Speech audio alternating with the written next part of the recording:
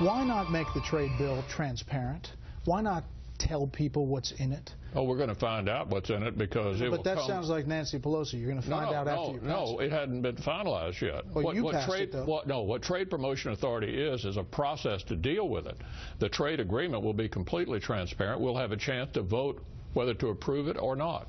Republican Senator Mitch McConnell getting grilled by our own Bret Baier as to why Republicans are helping to pass President Obama's trade bill without really knowing what's inside. We are back with Kimberly Guilfoyle. Todd Starnes with Fox News Radio joins us, and Jillian Melchior with National Review and a fellow at the Franklin Center and Independent Women's Forums. Kimberly, we really want to do this again, pass another bill without knowing what's in it? I mean, wow, does he want to take that back, like roll it back? And the sad part is these guys got in with majorities, et cetera, into House. Like, why don't you make a statement? Why don't you do something? Have a focused, concerted effort? Because right now it seems a little bit haphazard. That is not going to instill faith and confidence in the American people and say, let me put all my chips in your basket for 2016. Todd, we already know the president has admitted that some of what's in it is the climate change stuff. Oh.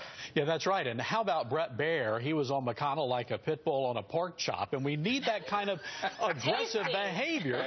We need that kind of aggressive reporting on these kinds of things. Because, again, Congressman Duncan Hunter and Senator Jeff Sessions came out with a press release earlier today, and they're warning that this reads more like a treaty than a trade deal, and it possibly sets up something that looks more like the European Union. So there are some very concerning things here. The biggest, though, David, is none of us have been able to be inside that secret room to actually read the document. It just augurs against all the worst things that Americans think about Congress. But, Jillian, could there be some provisions in it? We know the president said he's going to try to use it to force other nations to do the climate change stuff he likes. But what about U.S. businesses? Well, I think you've got to look at his record on this. And the most significant thing that he's done on it is the emissions deal with China, and that's a terrible deal for the U.S.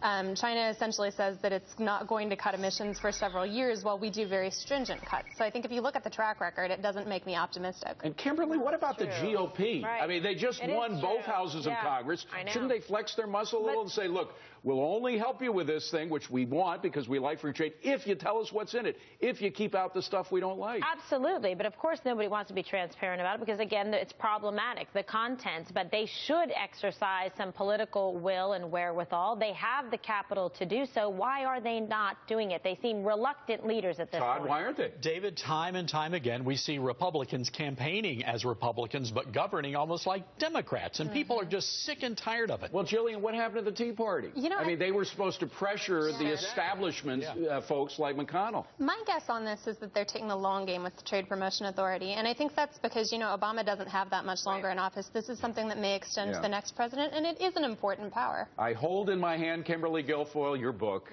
which we have a couple of copies here. We should go out and buy some, by the way. But a lot of people are, right? Wasn't on some bestseller? Yes, it's national bestseller list now, Wall Street Journal and USA Today. A great thing about this book, it's not just a book written by another star about her life. There's practical advice in here for people looking for a job, looking for a new career, etc.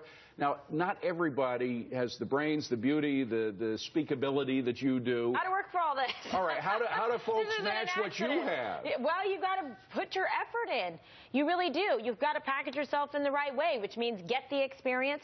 Don't be afraid to ask for help, for mentorships, for internships, to be able to try different jobs, to be able to advocate for yourself, because if you can't make the case for yourself, why should somebody hire you or give you that opportunity? And it transcends personal, professional, and I talk about all that. It's very You also talk, when you talk about help, you say how to support, how to receive it, and how to give it. Isn't it the case that you often get the most in life when you give other people help? And that's why I did this book, because people have asked me continually, how did you get to where you are? Well, it wasn't that easy. It was through a lot of trials and tribulations and losing my parents and the lessons that they taught me, and my dad really raising me in that kind of, like, you know, get up on your 2 feet, make your best case, be able to put your case forward. And he said to me, you know, don't be afraid of the no. I mean, you should worry more that you didn't ask. I'll take a no and turn it into a yes. At least I know I put myself in the room. Wow, that's a very hard lesson. We were just talking about millennials. A lot of millennials are so used to hearing yes all the time. From the yes parents, you know, the Dr. Spock parents saying you can never say no to a child. We said no to our child quite a bit, but a lot of millennials haven't heard it. They haven't heard it, and so there's this whole theory and idea, and it goes hand in hand with what's happening in this country about entitlement and like, what can the government do for me? Right. Here I graduated, I'm special, I'm unique. Why can't you just get me a job that I deserve? It doesn't work like that. That's not the real world. So we have to help educate our young people, and parents have to make sure that they're very involved and present so the kids don't come out with the wrong idea. Well, it'd be wonderful if you could have Kimberly Guilfoyle as your advocate, but you can't. So that's why she wrote a book saying how to be your own best advocate. Yeah. All the details are in this book. You want to get it. Making the Case, Kimberly Guilfoyle. Thank you all for coming in. Appreciate it. Melissa.